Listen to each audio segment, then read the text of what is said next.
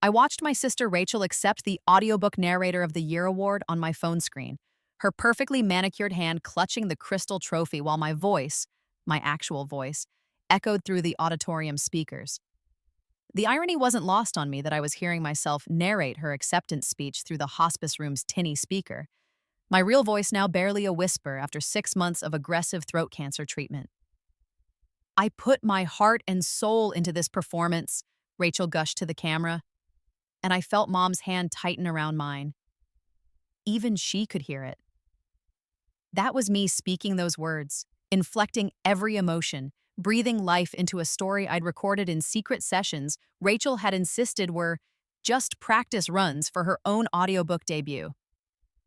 I died 3 hours later, and then I woke up 7 years earlier, gasping in my childhood bedroom, 23 years old again, and absolutely furious. The digital clock read 3:47 a.m., June 15th, 2016. I knew this date. I'd circled it in my original timeline as the night everything changed. The night Rachel had knocked on my door with tears streaming down her face, begging me to help her with a secret project that would save her career. The night I'd been stupid enough to say yes. But this time, I had something Rachel didn't. I knew exactly how this story ended. I sat up slowly, my hand automatically going to my throat. The skin was smooth, healthy, cancer-free. I could breathe without pain. I could swallow without agony. Most importantly, I could speak without the raspy whisper that had defined my final months. "Testing," I said aloud, and nearly sobbed at the sound of my own clear, strong voice. My phone buzzed on the nightstand, right on schedule. Rachel's name lit up the screen with a text. "Are you awake? I really need to talk to you. It's an emergency. Can I come over?" In my first life, I'd responded immediately. I'd thrown on clothes and met her at the door within 10 minutes, ushering her into my home studio apartment with concern etched on my face. By dawn, I'd agreed to record 75 hours of narration for what she claimed was a friend's indie project that needed to be finished urgently. She'd paid me $2,000 cash, money I desperately needed at the time, and sworn me to secrecy because her friend was paranoid about intellectual property theft. The beautiful, tragic irony. I stared at the text message, my finger hovering over the screen. Every instinct screamed at me to confront her immediately, to tell her I knew what she was planning, to refuse. But I'd spent my final months in that hospice bed doing nothing but thinking, planning, and plotting revenge scenarios I'd never lived to execute. Now I had a second chance, and I wasn't going to waste it on immediate gratification. I typed back, "Give me 20 minutes. Come to the side door." I needed to let this play out almost exactly as it had before, but with one crucial difference. This time, I'd be documenting everything. Rachel arrived looking perfectly distressed, mascara slightly smudged, hair artfully disheveled, wearing the expensive athleisure that somehow cost more than formal wear. At 26, she'd already cultivated the look of a successful lifestyle influencer, though her real dream had always been audiobook narration. The problem was that Rachel had a beautiful face and a mediocre voice. Nasally, flat, and incapable of the emotional range professional narration required. I, on the other hand, had been blessed with what one voice coach had called liquid gold, a naturally warm, versatile instrument that could slide from sultry whisper to commanding authority without strain. I'd been doing voiceover work since high school, building a modest but steady career narrating educational content and small indie audiobooks. Rachel hated that about me. I'd known it even in my first timeline, but I'd deluded myself into thinking family loyalty meant more than professional jealousy. "Thank God you're awake," Rachel said, pushing past me into my tiny studio. "I'm in serious trouble, and you're the only person who can help me." I played my part perfectly, concerned, attentive, naive. "What's wrong?" She launched into her rehearsed story. Her friend Melissa had landed a massive audiobook contract for a viral dark romance novel that was about to blow up. The original narrator had backed out last minute due to a family emergency. Melissa was desperate, facing penalty clauses and a tight deadline. The publisher didn't know the narrator had changed. If Rachel could help by letting me record it quickly, they could save the project and split the fee. It was all lies, of course. There was no Melissa. Rachel had landed the contract herself through her agent. but she knew she couldn't deliver the quality required. So she decided to use my voice and pass it off as her own work. I know it's weird, Rachel said, but Melissa is really private about her narrator identity. She performs under a pseudonym. So we just need the audio files. You don't even need to be credited. It's like ghostwriting, but for voices. Ghost speaking, I suggested, and watched her face light up. Exactly, and she's paying really well. I can give you $2,000 for about a week's worth of work. In my first life, $2,000 had seemed like a fortune. I'd been struggling to pay rent after my car died and needed emergency repairs. In this timeline, I had the same financial pressures, the same desperation. But I also had something my past self hadn't, knowledge of what those recordings would become. The Midnight Serpent would explode beyond anyone's expectations. Within 6 months of release, it would hit every major bestseller list. The audiobook, narrated by Rachel Winters, would win awards, generate millions in revenue, and launch Rachel into the elite tier of celebrity audiobook narrators. She'd sign a 6-figure multi-book deal. She'd be interviewed on podcasts, featured in industry magazines, invited to exclusive conventions, all on the foundation of my stolen voice. And when I'd discovered the truth, when I'd heard my own voice coming from Rachel's performance in a bookstore 2 years later and confronted her, she'd threatened to destroy me. She'd claimed I'd signed a work-for-hire agreement. I hadn't. She'd said I had no proof. I didn't. She'd told me that if I went public, she'd ruin my reputation in the industry, claim I was a jealous wannabe trying to steal credit for her work. I'd backed down then, too afraid of the legal battle, too naive about how much power she'd accumulated. By the time my cancer diagnosis came 3 years after that, Rachel had moved on to even bigger projects. She'd sent a fruit basket to my hospital room with a card that read "Thinking of you" in her assistant's handwriting. I'll do it, I told her now, watching relief flood her features. But I need you to be honest with me about something. Her expression flickered, just for a moment. Of course. Anything. Is this really for your friend, or is this for you? The question hung between us. In my first timeline, I hadn't asked this. I'd been too trusting, too eager to help my big sister. Rachel's laugh was light, practiced. Why would I lie about that? You know I already have my own projects lined up. This is me helping out a friend, that's all. She was a better liar than I remembered. Okay, I said, Then I need some things in writing, just to protect both of us. This was my first deviation from the original timeline. In my past life, we'd worked on a handshake and trust. This time, I pulled out my laptop and drafted a quick agreement. This just says that I'm recording narration for a book on behalf of your friend Melissa, that I retain rights to my voice recording, and that the $2,000 is payment for the recording session only, not a transfer of ownership or rights. Standard freelancer stuff. Rachel's eyes narrowed slightly as she read it over. I could see her calculating, wondering if this was a red flag, if she should back out. Melissa will be fine with this, I pressed, since she's the one hiring me through you? Of course, Rachel said smoothly. She signed it. Melissa just needs the files, not the drama. This protects everyone. I made 2 copies, gave her one, and saved the other in my fireproof safe. Then I took a picture of her signature with my phone and backed it up to 3 different cloud services. When do we start? I asked. Tonight, Rachel said, when we need to move fast. I spent the next 6 days recording The Midnight Serpent in my home studio, a converted walk-in closet with sound-dampening foam and professional-grade equipment I'd saved for 2 years to afford. Rachel sat in my living room the entire time, ostensibly to direct me and make sure the pacing matched what Melissa wanted, but really to ensure I never saw the actual contract or publication details. But I already knew every detail. I'd memorized them during my months in hospice, having nothing else to do but research exactly how thoroughly I'd been betrayed. The book was a dark romance about a woman who makes a deal with a demon and falls into a twisted power dynamic that somehow became empowering by the end. It required vocal range I'd spent years developing, the ability to sound vulnerable and vicious, terrified and terrifying, often within the same paragraph. I poured everything into that performance, knowing it would be my evidence later. I also made sure to record every single session on a secondary device Rachel didn't know about. My phone sat innocuously on the desk, seemingly just playing music on low to help me focus. In reality, it was documenting everything: the timestamps, Rachel's directions, my performance, and occasionally Rachel's phone calls when she stepped into the hallway. No, the narrator thing is handled, I heard her say during one call on day 4. I've got someone doing it for cheap. The publisher will never know. Yeah, my voice. Well, close enough that no one will notice. I smiled as my phone captured every word. On the final day, Rachel handed me the $2,000 in cash, gave me a tight hug, and made me promise once more to keep the project confidential.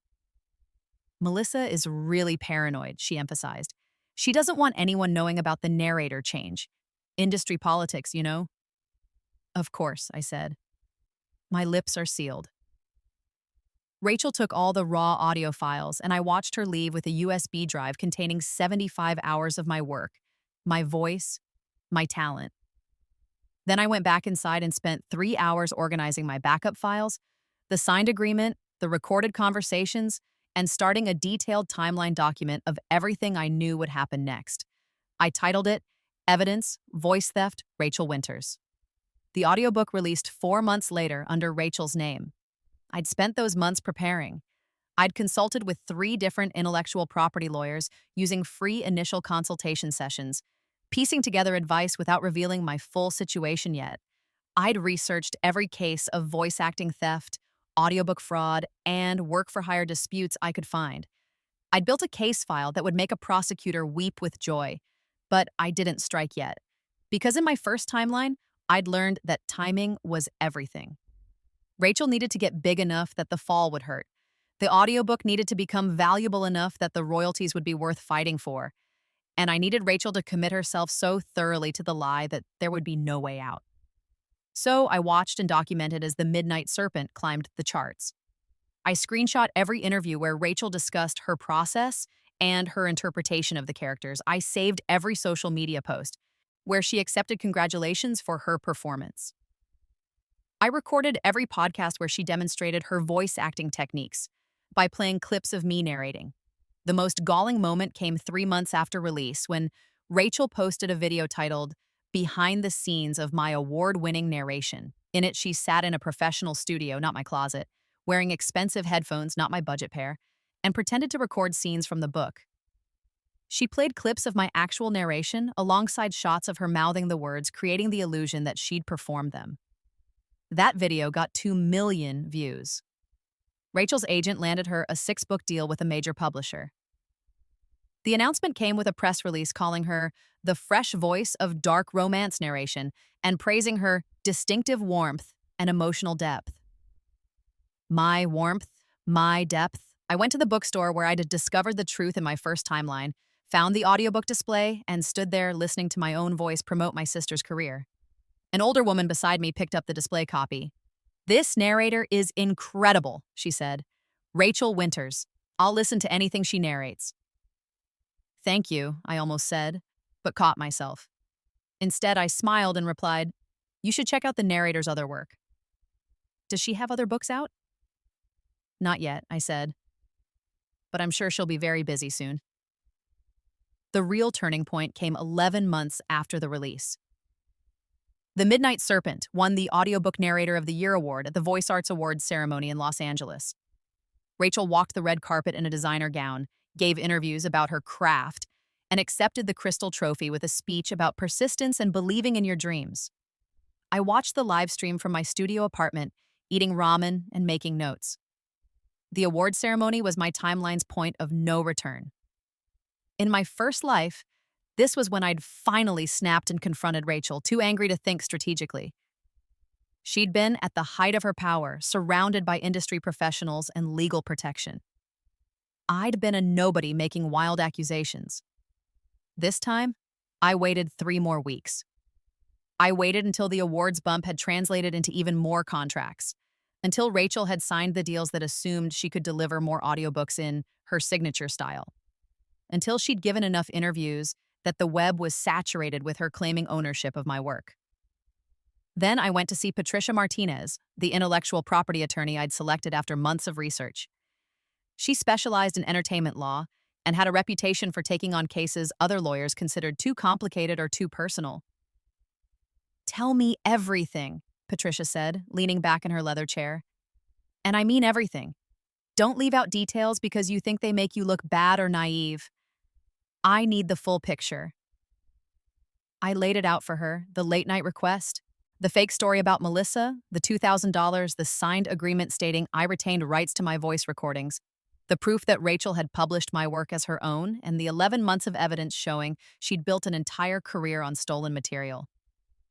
Then I played her side-by-side recordings, my original session recordings, time-stamped and backed up across multiple platforms, the released audiobook under Rachel's name. The match was undeniable. Same voice, same performance, same subtle breathing patterns and emotional inflections that made a narration unique. Patricia listened to 5 minutes of comparison before stopping me. "This is the most clear-cut case of voice acting theft I've seen in 20 years of practice," she said.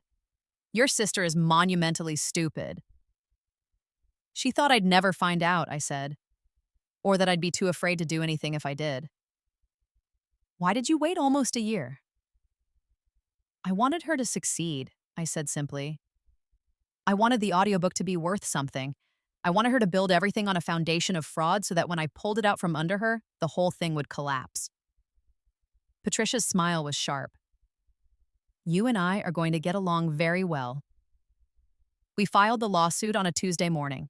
The complaint was a masterpiece of legal writing, 73 pages detailing every instance of fraud, misappropriation, copyright infringement, violation of moral rights, and unjust enrichment.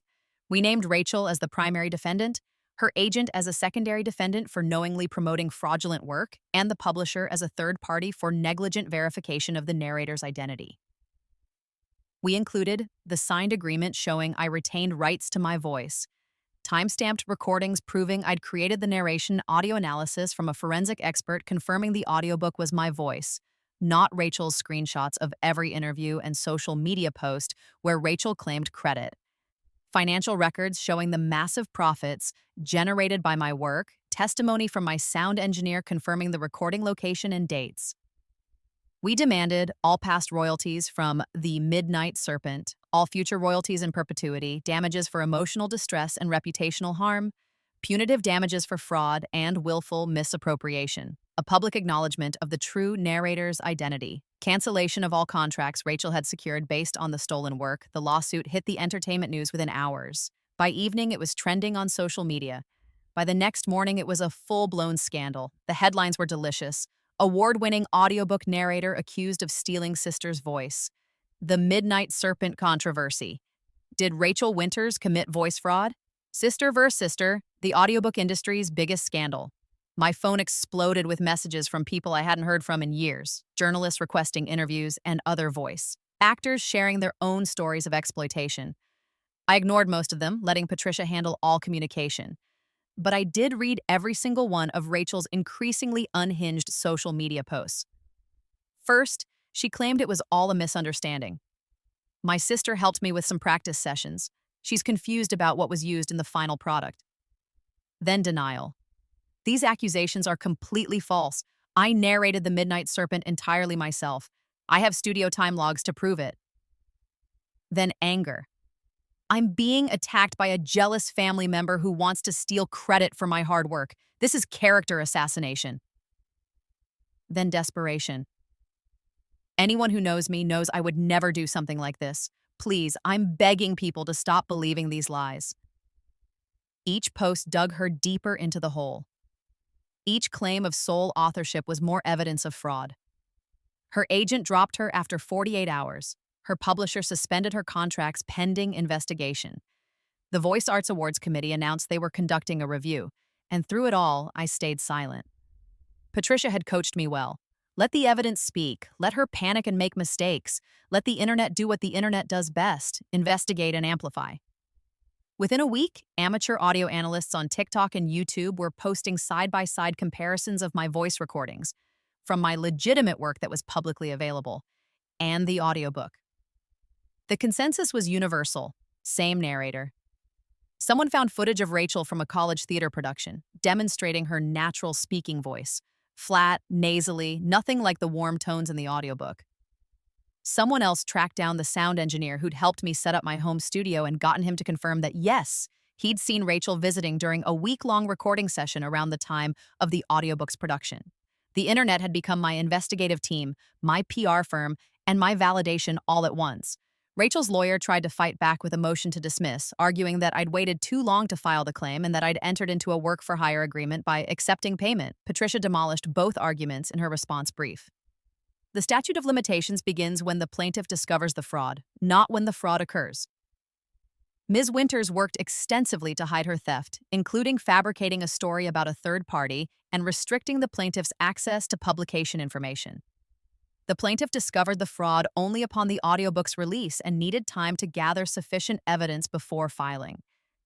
As for the work-for-hire argument, the defendant's own signed agreement explicitly states that the plaintiff retains rights to voice recordings and that payment was for recording session only, not a transfer of ownership or rights. The defendant cannot claim work-for-hire status while simultaneously possessing a document she signed, acknowledging the opposite. The motion to dismiss was denied. We moved into discovery, and that's when things got truly interesting. Patricia subpoenaed everything: Rachel's contracts with the publisher, her communications with her agent, her financial records, her social media DMs, and most damningly, her own computer files. What we found was even worse than I'd imagined. Rachel had attempted to create her own recordings of the book. We found 3 separate abandoned attempts in her computer's trash folder, each worse than the last. In one attempt, she'd even tried using voice modulation software to make her narration sound more like mine. The files were dated 2 weeks before she'd come to my door crying. We found messages to her agent. "Don't worry about the narrator quality. I have a solution. My sister does VO work, and she sounds close enough to me that no one will notice if I clean it up in post." We found her budget spreadsheet showing she'd allocated $2,000 for ghost narrator and pocketed the remaining $38,000 advance herself. We found her journal entries where she'd written things like, "Why does Emma get the good voice? It's not fair. I'm the one with the looks and the connections. I deserve this success more than she does." And most damaging of all, we found her search history from the week before she'd approached me. Can you use someone else's voice for audiobook? Is voice acting work for hire? How to modify audio to hide narrator identity? Legal consequences, voice theft. She'd known exactly what she was doing. She'd researched whether she could get away with it, and she'd decided the risk was worth it. The deposition was scheduled for a gray Tuesday in March, exactly 1 year after the audiobook had won its award. I sat across the conference table from Rachel for the first time since the lawsuit began, with Patricia beside me and Rachel's lawyer, her third since the scandal broke, looking exhausted and underprepared. Rachel had aged. The stress showed in the fine lines around her eyes, the tension in her jaw, the way her hands trembled slightly as she poured water from the pitcher. "For the record," Patricia began, "please state your name and relationship to the plaintiff." "Rachel Winters. I'm Emma's sister." "Older sister?" "Yes." "And you hired Emma to record narration for an audiobook project in June of 2016, correct?" I asked her to help with some practice recordings." Patricia slid a document across the table. "This is the agreement you signed with Emma. Please read the first paragraph aloud." Rachel's lawyer started to object, but Rachel waved him off. She read in a monotone. "Rachel Winters agrees to hire Emma Winters to record audiobook narration for a work tentatively titled The Midnight Serpent. Emma Winters retains all rights to her voice recordings. Payment of $2,000 is for recording session only and does not constitute a transfer of ownership or rights." Does that sound like practice recordings to you, Ms. Winters? "I didn't write this. Emma insisted on putting this in writing." "But you signed it. You agreed to these terms." "I was trying to help my sister. She was broke and needed money. You didn't think she'd expect you to honor the contract you signed?" Rachel's jaw tightened. "I didn't think she'd try to claim credit for my work." "Your work?" Patricia's eyebrow arched. "Let's listen to something." She played a clip from the audiobook, my voice narrating an emotional scene where the protagonist confronts her demon lover. Then she played a recording I'd made last month, reading the same passage. The match was undeniable. Same resonance, same vocal placement, same subtle ways I shaped vowels and emphasized consonants. "That's you narrating in both clips, Ms. Emma Winters?" Patricia asked me. "Yes." "Ms. Rachel Winters, is that your voice in either clip?" Rachel stared at the recorder, her face pale. "I... The audiobook was a collaborative process. Is that your voice performing the narration in the published audiobook?" "I oversaw the production." "Answer the question, please. Is that your voice? Or your sister's voice?" Silence stretched out. Rachel's lawyer whispered something to her, but she shook her head. "My sister recorded it," Rachel finally said, so quietly we almost couldn't hear. "But I directed her. I coached her performance. I made it what it was." "So, you admit that Emma performed 100% of the narration that appears in the published audiobook?" "Yes, but..." "And you then released that audiobook under your name, claiming to have performed the narration yourself?" "I made the creative decisions. I guess. Did you or did you not claim to have performed the narration yourself?" Rachel's composure cracked. What was I supposed to do? I had bills to pay. I had a career to build. Emma wasn't doing anything with her talent. She was wasting it on stupid corporate training videos and nobody audiobooks. I gave her voice meaning. I gave it a platform. She should be thanking me. The room went silent. Patricia let the moment breathe before asking almost gently, "So, to be clear, Ms. Winters, you believe your sister should thank you for stealing her work, claiming credit for her performance and building your entire career in fraud?" "I didn't steal anything. She agreed to record it." "For someone else. For your fictional friend Melissa." Rachel flinched. "There is no Melissa, is there, Ms. Winters?" "That was just... I simplified the situation to make it easier for Emma to understand." "You lied to secure her cooperation in a scheme to commit fraud." "I gave her $2,000. That's more than she would have made on some indie book nobody read." "The audiobook has generated approximately $2.3 million in revenue to date," Patricia said calmly. "Your sister received $2,000.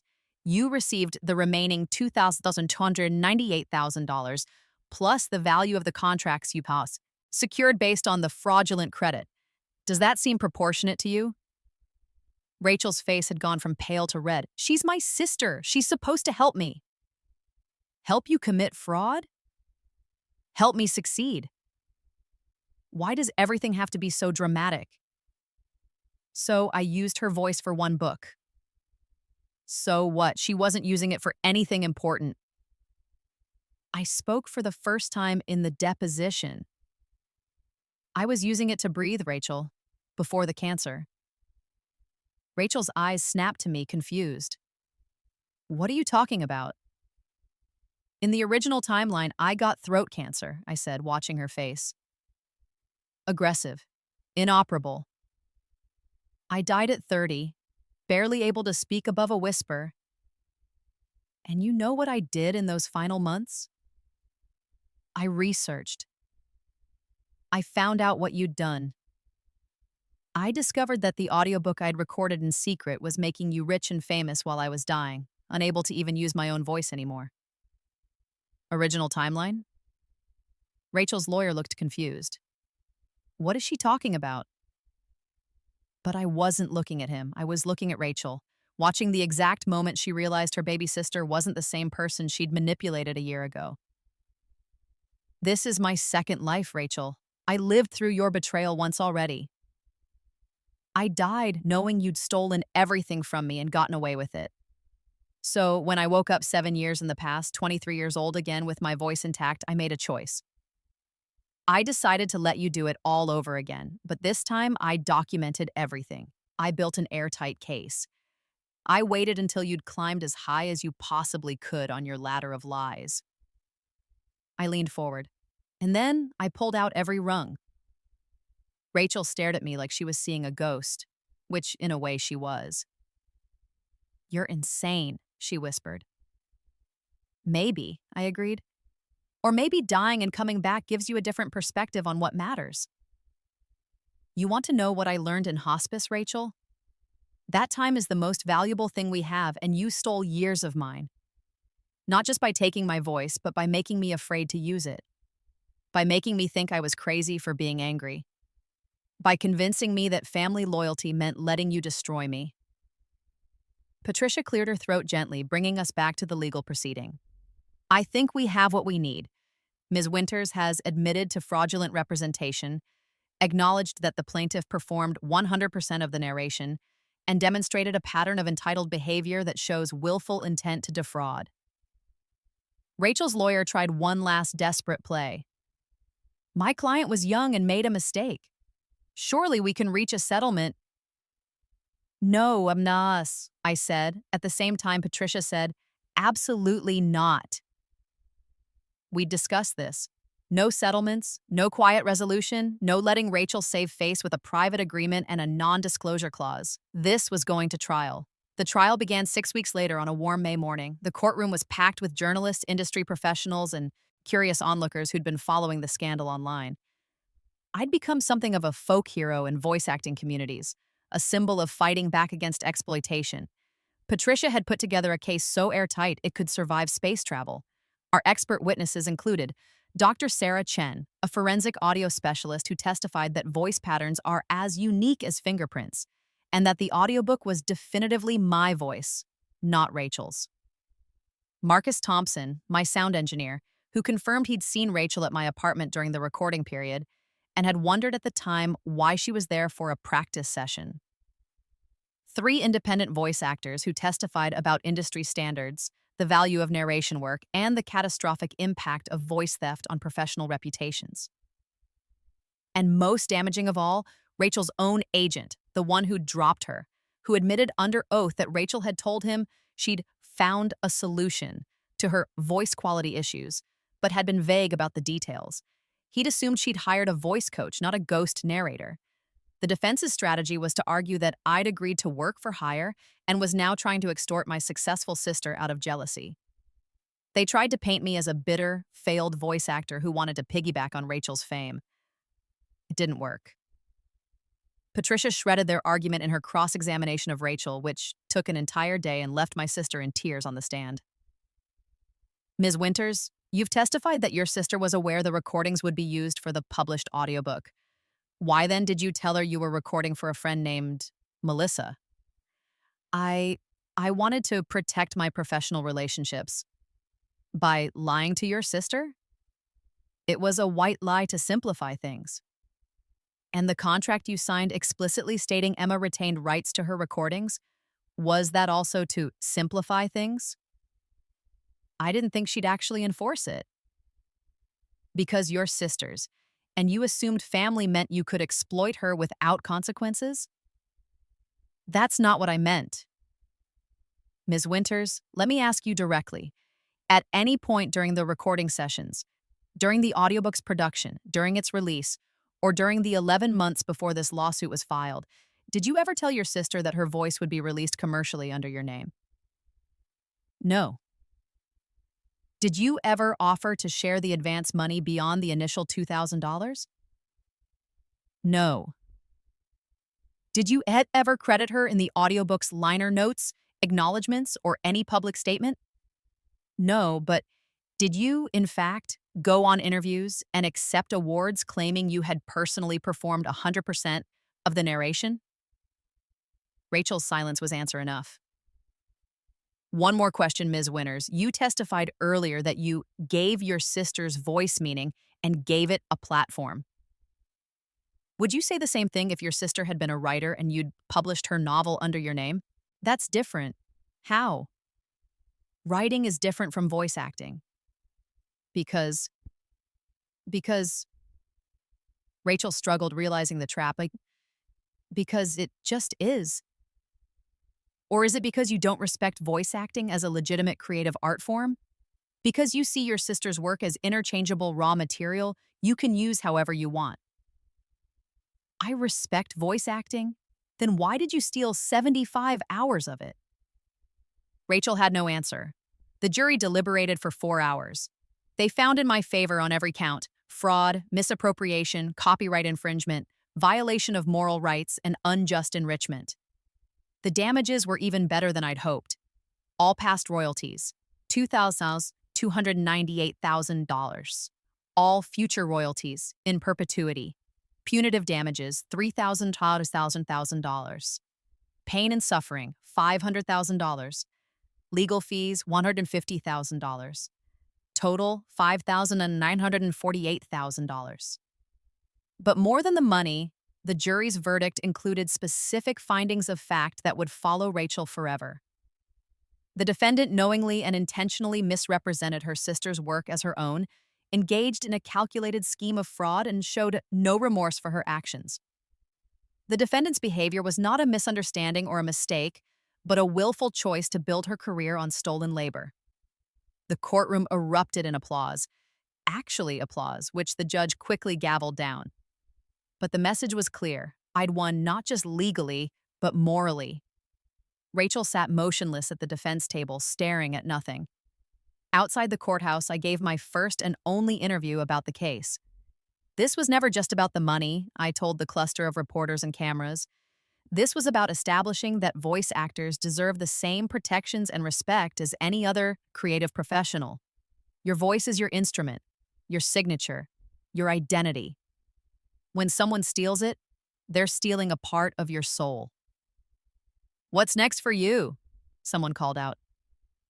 "I'm going to do what I should have been doing all along," I said.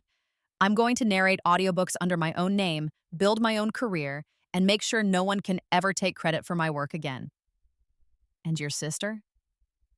I looked back at the courthouse where Rachel was being escorted out a side entrance by her lawyer, her head down, her phone in her hand, probably reading the social media explosion of the verdict. "My sister made her choices," I said.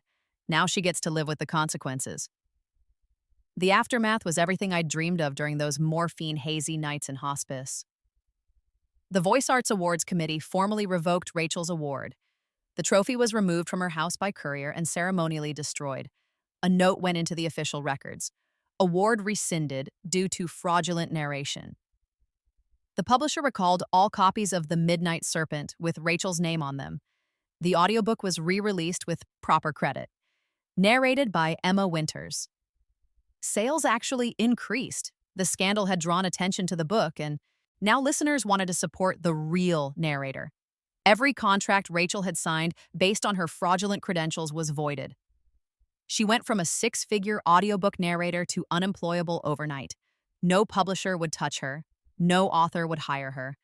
Her agent was gone, her reputation destroyed, and her social media accounts a wasteland of people telling her exactly what they thought of voice thieves.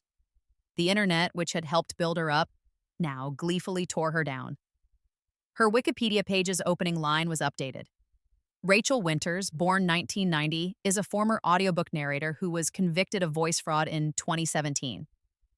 But the most satisfying consequence wasn't the money or the public humiliation. It was the message that echoed through the voice acting industry. Within months, major publishers updated their contracts to include specific clauses about narrator verification. Voice actor unions strengthened their protections against fraud. Audio forensics became standard practice for disputed narrations. My case became the textbook example taught in every entertainment law class and voice acting seminar. I'd changed the industry.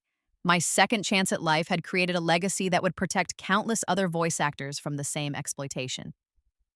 With the settlement money, I did what I'd always dreamed of in my first life, but never had the resources to achieve.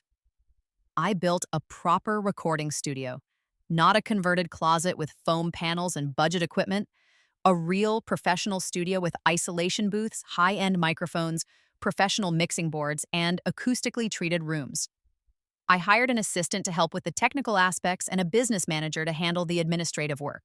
I named it Phoenix Voice Studios and launched with a simple mission statement: your voice, your credit, your career. The audiobook offers flooded in. Authors who'd followed the case wanted me to narrate their work. Publishers who'd seen the quality of my stolen narration wanted to work with me directly. Agents who understood the value of a narrator with a compelling origin story wanted to represent me. I was selective. I chose projects I cared about, stories that resonated with me, and authors who respected the collaboration between writer and narrator. I negotiated fair contracts that protected my work. I built relationships based on mutual respect rather than exploitation. Within a year, I'd narrated 15 audiobooks under my own name.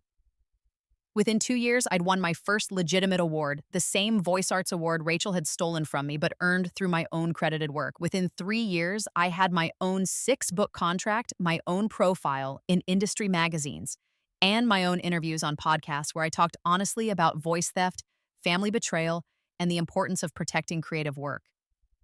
I'd become everything Rachel had tried to be, but I'd done it the right way. I saw Rachel one more time, 3 years after the trial. I was at a coffee shop near my studio reviewing a manuscript before recording when someone sat down across from me. I looked up to find my sister, older and harder, and somehow smaller than I remembered. "I know I'm probably the last person you want to see," Rachel said quietly. "You're right about that. I just, I needed to tell you something. I need to say it out loud to you, not just to a therapist or a lawyer." I closed my laptop. "Go ahead." "I was jealous of you," Rachel said, the words tumbling out like she'd been holding them in for years. "Since we were kids, I was jealous. You got the voice, the talent, the thing that made you special, and I got what? I was pretty, I was social, but I didn't have anything that was mine. And I hated you for it. So you stole it." "So I stole it," she agreed. "I told myself it wasn't really stealing because we're family, because you weren't using it for anything important. Because I deserved a break after working so hard to get into the industry. I told myself so many lies that I started believing them. Why are you telling me this now?" "Because I spent 3 years in therapy trying to figure out how I became the kind of person who would do that to her own sister," Rachel said. "And I finally understand. I was so focused on what I didn't have that I couldn't see what I was destroying. I didn't just steal your voice, Emma. I tried to erase you. I tried to make it so that your talent, your work, your identity didn't matter. Because if you didn't matter, then maybe I could matter more." She looked down at her hands. "The irony is that I had other talents. I was good at connecting with people, at understanding marketing, at building platforms. I could have been a great audiobook producer, or an agent, or a publicist. But I was so obsessed with being the narrator, with being you, that I destroyed the person I actually was." "Is this an apology?" I asked. "No," Rachel said. An apology would assume I could make this right, and I can't. What I did to you was unforgivable. I'm not asking for forgiveness. I'm just telling you that I finally understand what I took from you, and I'm sorry I was too selfish and stupid to see it before." I studied her face, looking for manipulation, for the angle, for the trap. But all I saw was exhaustion and genuine remorse. "What are you doing now?" I asked. "I work in retail," Rachel said, "selling luxury handbags at a boutique downtown. It's humbling, but it's honest work, and I'm good at it. I help people find what actually suits them instead of pushing them toward what I think they should want." That's oddly poetic. I guess I finally learned something.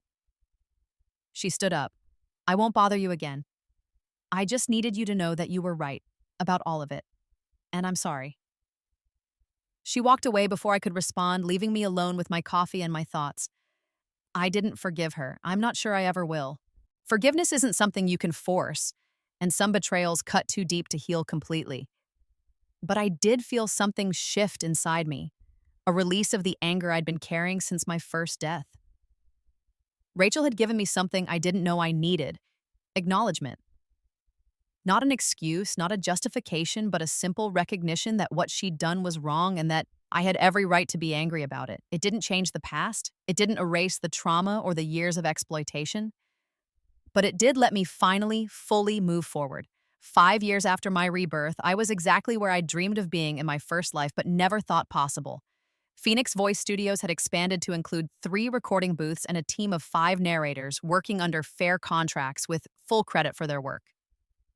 I'd narrated 43 audiobooks under my own name, won 3 industry awards, and been invited to speak at the Voice Arts Awards ceremony, the same ceremony where I'd once watched Rachel accept my stolen trophy. This time, I was the one on stage. Voice theft is more common than people realize, I told the audience of voice actors, publishers, and industry professionals. It happens when actors aren't credited for their work. It happens when ADR performers are replaced without compensation. It happens when narrators are pressured to accept unfair contracts. It happens when the industry treats voices as interchangeable commodities instead of unique creative contributions. My case was extreme, but the underlying problem is systemic. We need to value voice work the way we value writing, directing, and performing in other mediums.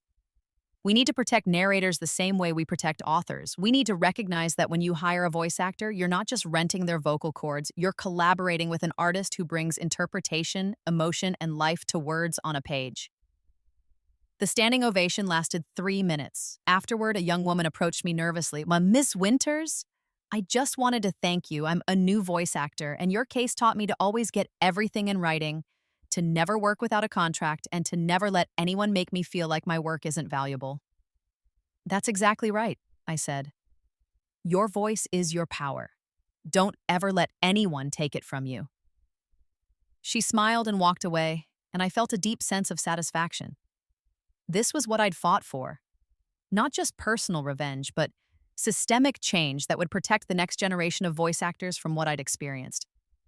On the 7th anniversary of my rebirth, the day I'd woken up gasping in my childhood bedroom with 7 years of future knowledge and a burning need for justice, I recorded a special project. I narrated my own story. Not a dry legal recounting, but a full audiobook memoir about the betrayal, the death, the rebirth, and the revenge. I called it Phoenix Rising: How I Reclaimed My Voice, and self-published it with all proceeds going to a foundation I'd established to provide legal aid for exploited voice actors. The audiobook became a surprise hit, not just in voice acting communities, but among anyone who'd ever been betrayed by someone they trusted. It resonated with people who'd had their work stolen, their credit taken, their contributions erased. Reviews poured in, a raw, honest account of betrayal and redemption. Emma Winters doesn't just tell her story, she performs it with every ounce of emotion she brought to the narration that was stolen from her. This is what justice sounds like. The memoir won the Audiobook of the Year award. I accepted the trophy, crystal, heavy, exactly like the one Rachel had once held while my voice echoed through the speakers, and looked out at the audience. 7 years ago, I died angry and powerless, I said. I woke up with a second chance and a choice. I could avoid the pain by changing the timeline completely, or I could let the betrayal happen again so I could document it and fight back properly. I chose the harder path because some fights are worth having, even when they hurt. To everyone who's had their work stolen, their voice silenced, or their contributions erased, fight back, document everything, know your worth, and never let anyone convince you that being family or friends or colleagues gives them the right to exploit you. Your voice matters. Make sure the world knows it's yours. The applause was deafening. I never saw Rachel again after that coffee shop conversation. I heard through mutual acquaintances that she'd moved to a different state, changed her name, and built a quiet life far from the entertainment industry. She'd married someone who knew nothing about her past, had a kid, and worked as a store manager at a small boutique. I didn't feel bad for her, but I didn't feel vindictive anymore either. She was living with the consequences of her choices, just as I was thriving because of mine. Sometimes I wondered what would have happened if I hadn't been reborn, if I'd just died in that hospice bed at 30, whispering my way through those final hours while Rachel continued to profit from my stolen voice. Would she have ever felt guilty? Would she have ever been caught? Probably not. The uncomfortable truth was that voice theft usually goes unpunished. Actors are exploited, their work is stolen, and the perpetrators face no consequences because the victims lack the resources, the evidence, or the willpower to fight back. I'd been given an extraordinary advantage, literal knowledge of the future, and a second chance to prepare the perfect case. But my victory had created ripples that helped others who didn't have that advantage. The laws had changed. The industry had evolved. The case law I'd established was now cited in courts across the country. Every voice actor who negotiated a better contract, who demanded proper credit, or who fought back against exploitation was benefiting from what I'd done. That was my legacy. Not the money, not the awards, not even the personal satisfaction of watching Rachel's empire crumble.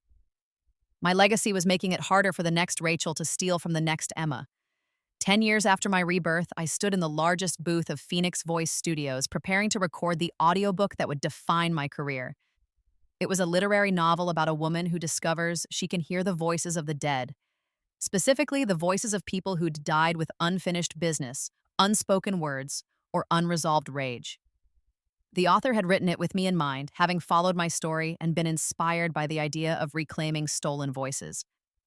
The protagonist's name was Emma. It wasn't subtle, but it didn't need to be. As I read through the manuscript one final time before recording, I came across a passage that made me pause. The dead speak through us, whether we acknowledge them or not. Every grudge we carry, every injustice we swallow, every time we silence ourselves to keep the peace, those are the voices of our own ghosts, the versions of ourselves we killed to survive. And sometimes, if we're very lucky, we get a chance to bring them back to life. I thought about the Emma who'd died at 30, voiceless and furious. The Emma who'd wasted her final months researching a betrayal she'd never be able to fight. The Emma who'd closed her eyes in that hospice bed and accepted that some injustices would never be corrected. She was my ghost, the version of myself I'd killed by being reborn. But in a way, this whole journey had been about bringing her back to life. Every word I spoke in that courtroom, every audiobook I narrated under my own name, every voice actor I helped protect. That was her voice, finally being heard. I put on my headphones, adjusted the microphone, and pressed record. Chapter 1, I began, my voice strong and clear and undeniably mine. The first voice I heard after dying was my own. The audiobook of The Voice of the Dead became the best-selling literary fiction audiobook of the year. It was nominated for every major award and won most of them. Critics praised my haunting, deeply personal performance and my ability to embody the rage and rebirth of a woman reclaiming her power. What they didn't know was that I wasn't just performing a character. I was channeling my own experience, the death, the rebirth, the meticulous planning, and the savage satisfaction of watching my betrayer fall. Every word was true, even when it was fiction.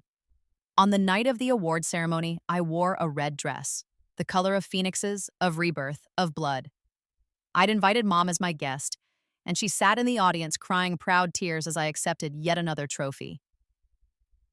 This award belongs to everyone who's ever had to fight to be heard, I said into the microphone. To everyone who's been stolen from, silenced, or erased. To everyone who died, once and chose to rise again, fiercer and stronger than before. I used to think my sister stole my voice, but she didn't. She stole my credit, my work, my recognition. But my voice was always mine. It was here in my throat, in my breath, in every word I spoke. She could claim it, but she could never own it. And when I got my second chance, I used that voice to tell the truth. I used it to fight back. I used it to build something better than what was taken from me. I held up the trophy. This isn't just mine. This belongs to every voice actor who's been exploited and fought back. This belongs to every artist who's had their work stolen and refused to stay silent. This belongs to every person who's ever had to rise from the ashes of betrayal and burn twice as bright. The standing ovation lasted 5 full minutes. That night after the ceremony, I stood alone on the balcony of my hotel room, looking out over the city lights. The crystal trophy sat on the table behind me, catching the lamplight and throwing rainbow fragments across the walls. I pulled out my phone and opened a voice memo app, the same app I'd used 7 years ago to secretly record Rachel's phone conversations during those 6 days of recording sessions. I pressed record. This is Emma Winters, 10 years after rebirth. I'm 33 years old. I'm healthy, I'm successful, I'm happy. My voice is mine, my work is credited, and my sister's betrayal became the foundation of a career and a legacy I'm proud of.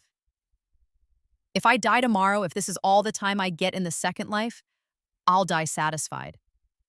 I took the worst thing that ever happened to me and transformed it into something meaningful. I protected other people from the same fate. I changed the industry. I proved that voice actors deserve respect, recognition, and rights. But more than that, I learned something important. Revenge isn't just about making the person who hurt you suffer. Real revenge is becoming so successful, so undeniably talented, so impossible to ignore that their betrayal becomes a footnote in your success story. Rachel Winters stole my voice recording for her audiobook. And because she did, I became the most famous, most awarded, most respected voice actor of my generation. She tried to erase me. Instead, she made me immortal. I paused, then added one final line. Thank you, Rachel, for the betrayal, for the theft, and for giving me a reason to rise. I pressed stop and saved the file with the date. 10 years, exact. Then I went back inside, poured myself a glass of champagne, and toasted the woman I'd been in my first life. The one who'd died angry and powerless, but whose rage had fueled everything I'd become. This one's for you, I whispered to the ghost of my former self, and in the reflection of the window, I could have sworn I saw her smile back. Epilogue. 20 years after my rebirth, The Midnight Serpent was adapted into a premium television series. The producers wanted to use the original audiobook narration for certain voiceover sequences, the protagonist's internal monologue, flashback scenes, dream sequences. They contacted me through my agent. The offer was substantial, $500,000 for the rights to use portions of my original recording in the TV adaptation, plus residuals for every episode aired and every streaming view. I sat in my office at Phoenix Voice Studios, which had now expanded into a full production company with 20 narrators, 3 producers, and a legal team specializing in voice actor rights, and read through the contract. Everything was proper. Full credit as narrator, my name in the opening credits, approval rights over how my recordings would be used, profit participation. It was everything a voice actor could ask for, but there was one interesting clause buried in page 17. The producers acknowledged that the original audiobook was performed by Emma Winters and that Rachel Winters, formerly credited as narrator, has no ownership, rights, or claim to the recordings. The producers have obtained a signed release from Rachel Winters acknowledging this fact and relinquishing any claim to participation in this adaptation. They'd made Rachel sign a document admitting once again that she'd stolen my work. 20 years later, she was still signing papers that confirmed her fraud. I signed the contract and sent it back with a note. Please send a copy of Rachel's release form to my office, for the files. When it arrived, I framed it next to my first Voice Arts Award and hung it on the wall. Some victories deserve to be savored forever. The TV adaptation was a massive success. My voice opened every episode, narrating the protagonist's darkest thoughts and most intimate fears. The producers used my recordings with respect, weaving them seamlessly into the show's soundscape. Critics mentioned the haunting, intimate narration by Emma Winters in nearly every review. My name trended on social media. New listeners discovered the original audiobook and were surprised to learn about the scandal that had surrounded its release 2 decades earlier. A new generation discovered my story, not as a cautionary tale of betrayal, but as an example of how to fight back and win. Podcasts did deep dives into the case. True crime shows covered it as a fraud investigation. Film schools taught it as an example of intellectual property theft. And voice acting programs made it required reading for every student. The Winters case, protecting your voice in the digital age. I'd become a verb. When voice actors talked about protecting their work, they'd say, make sure you Winters it, meaning document everything, get proper contracts, and never trust family to not exploit you. Rachel's name appeared in those discussions too, but only as a warning. Don't be a Rachel Winters. Don't steal. Don't lie. Don't assume you can get away with fraud because you're family. Our us. Names were permanently linked in voice acting history. Mine as the victim who fought back and changed the industry, hers as the cautionary tale of hubris and theft. I'd turned our shared DNA into a legacy that would outlive us both. On my 50th birthday, which would have been 17 years past my death date in the original timeline, I recorded one final voice memo. This is Emma Winters, 50 years old, 40 years into a career that almost never happened. 27 years after being reborn with knowledge of my own death and my sister's betrayal. People sometimes ask me if I regret how I handled things. If I wish I'd confronted Rachel earlier or forgiven her sooner or taken a different path, the answer is no, not even a little. What Rachel did to me was wrong, and she deserved everything that happened to her. But more than that, she gave me something precious. Clarity. I know exactly what I'm capable of. I know I can survive both the betrayal, death, and rebirth. I know I can build something meaningful from nothing. I know my voice, literal and metaphorical, has power. I spent my first life dying slowly, powerless and voiceless. I've spent my second life fully alive, using my voice to build a legacy that protects others. If I had to choose between a life where Rachel never betrayed me and a life where I got to become this version of myself, stronger, wiser, unbreakable, I'd choose this one. Every single time. My sister stole my voice recording for her audiobook. After Rebirth, I sued and got all her royalties. And then I used that money to build an empire that ensured no one could ever steal from voice actors again. That's not just revenge. That's transformation. That's a life well lived. I pressed stop and saved the file with a title. Final Thoughts, Emma Winters, Voice of a Generation.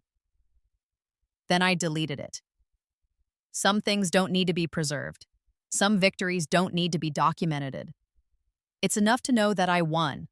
Not just once in a courtroom, but every single day since, every time I speak and the world listens. My voice was stolen once. It will never be stolen again.